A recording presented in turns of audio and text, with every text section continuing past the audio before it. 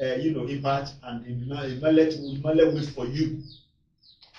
If you leave Osogbo now, you come to Ede, where the governor comes from, work is going on there. There is a dualization done there. You understand? Come to Ofatedo in Egbedore, come to Osun in Egbedore, a dualization is ongoing there. You understand? If you go to Iwo, for the first time, we have done a dualization in Iwo land. No government has ever done that, and the people are happy for it. I saw clips whereby, artisans, traders in the night can, try their businesses without any fear, and there is, total serenity, there is security, and people are happy because they have a governor who knows that it is better to work for the people than to find a way to corner their resources and adopt a, economic fright that the Oyetola administration was known for. So this is our story in Osun State in the area of infrastructure. I can go on and on and on to justify why the government of Accord is deserving to come back come August 15, 2026. Adeleke has done well. The young has attested. The old is saying yes. The royalty are endorsing him, and that is why the labor people, the civil servants, are in love with him.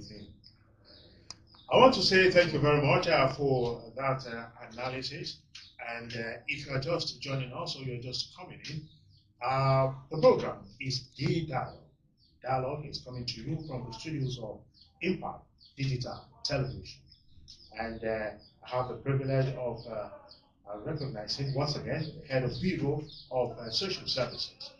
He is a senior special assistant to the governor, and his name is Engr Akintunde Sheriff. He goes by the appellation AVS. He is of the Accord Party. He spent quality time on this program explaining those reasons that we can describe as germane, while Governor Jackson Ademola Adeleke should be reelected into office come August 15, 2026. Engr Akintunde Sheriff, we really don't have all the time in our hands, but you did justice to the first question. But before I let you out of the studio, I'd like to ask one more question. Only yesterday, that Tuesday, we experienced a shenanigan in Osogbo. There was a campaign program in Ife, and all through Akoda down to Olaya, there were sporadic shooting, and probably you must have heard about this. Is this how politicians in Osun should carry on, even as we approach August 15, 2026? That's my final question. Thank you very much. Yesterday, Tuesday, was a silent reminder that some people in our political architecture as a state have not learned any lesson at all. Recall that in the lead up to the 2022 election, yes, this was the same approach that the APC adopted, whereby talks were reinforced to rain terror on the leader of that party at the time, Governor Ademola. His office down this road over there at that time in 2022 was a center of gun battle by known APC thugs. And the same culture has now been borrowed even into 2026. And it's very, very unfortunate. Innocent people who were applying their businesses were unfortunately attacked by gun wielding thugs loyal to Minister Boyega, and the candidate of the APC, and before anybody will shout words that I have accused, without fact, it is on record. We have possession of the Bola Ibaniji campaign buses with insignia of APC, wherein these thugs were, and they were, wetting the people with bullets. Oyebamiji is a father. Oyetola is a father. They should consider that the same life that they have is the life that the parents that were lost to these, mindless thugs also have. And the great message there is that Ademola Adeleke is a Yoruba leader, and the Governor Ademola Adeleke has not shied, has not shied away from the fact that as a Yoruba leader, he is ultimately for Yoruba advancement, vis-a-vis the ambition of the president. So if we have a governor that is supporting the ambition of the president, you understand?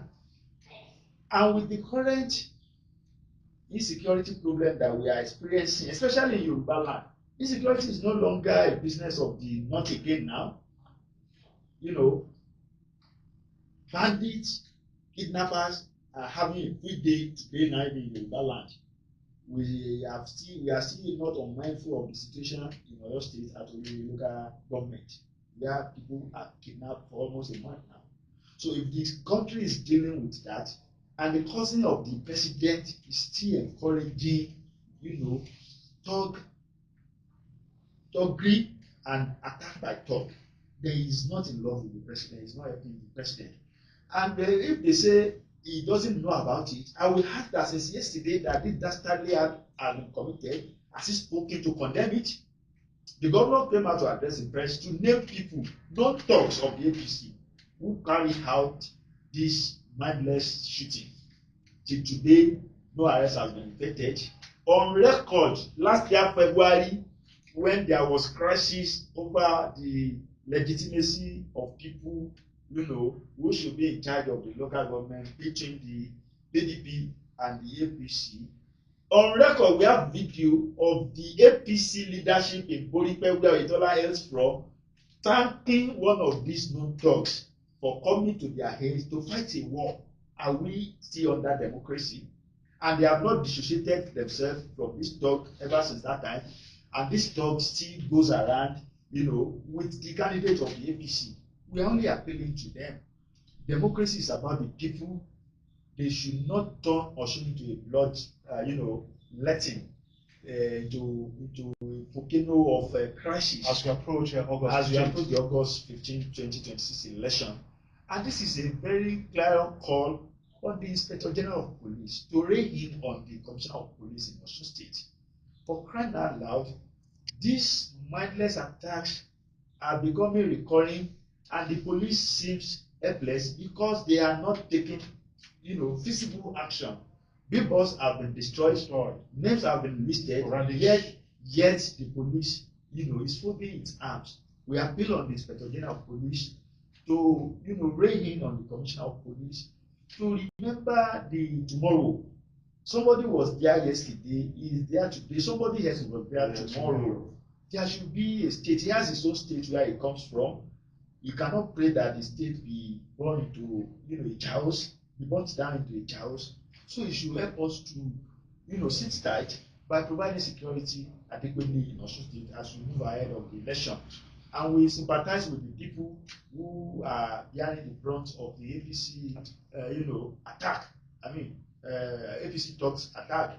We sympathize with them, and we are, suggesting to them that they are not left alone. Yesterday, the governor was at the hospital to identify with some of the victims. Earlier, less than a week ago, the Akko chairman in Olonda local government was shot at. He is still at the hospital till now. We sympathize with all of them, and we are telling them that by the grace of God, their labor will not be in vain. The governor is doing everything to collaborate with other security agencies, while we are still not losing hope on the police to sit tight by the grace of God.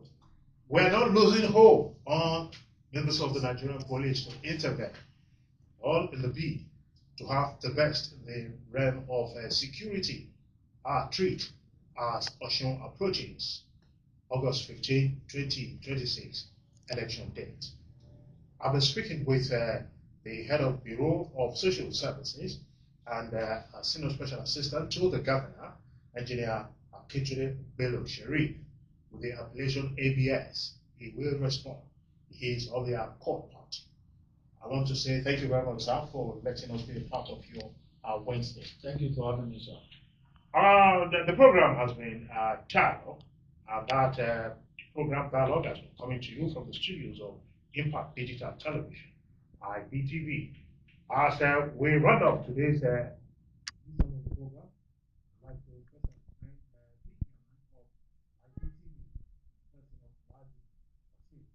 President not forgetting my and Neil Folonsho, the cameraman.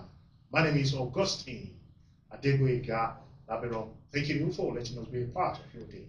And until we see you again on another episode of The Dialogue, it's bye for now.